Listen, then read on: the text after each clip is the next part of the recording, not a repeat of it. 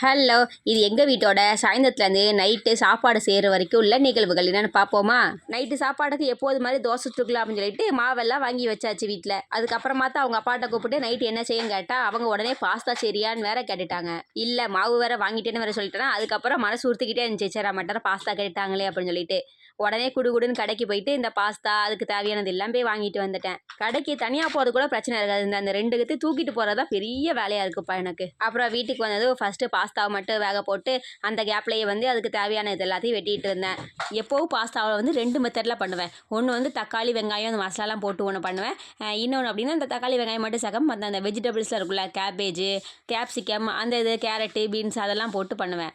ஆனால் இன்றைக்கி என்னமோ மண்டக்குள்ளார பிடிச்சி பேசாமல் ரெண்டுத்தையும் கலந்து போட்டு செஞ்சா என்ன அப்படின்னு சொல்லிட்டு முட்டைகோஸ் மட்டும் சேர்க்காம மற்றதெல்லாம் போட்டு செஞ்சேன். இதில் செஞ்சு முடிச்சுட்டு எல்லாம் தட்டில் போட்டதுக்கு அப்புறமா வீட்டில் வேறு இந்த சில்லி ஃப்ளாக்ஸு ஆரிகளாலாம் கிடந்துச்சா தூக்கு எல்லாத்தையும் அப்படின்னு சொல்லிட்டு வீட்டில் கிடந்த எல்லாத்தையுமே தூக்கி போட்டு உட்காந்து சாப்பிட்டுட்டு இருந்தேன். ஆனால் இதுவும் ஒரு மாதிரி புது விதமாக நல்லா தான்ப்பா இருந்துச்சு சாப்பிட்றதுக்கு. ஓகே, பாய் கைஸ், மீண்டும் சந்திப்போம்.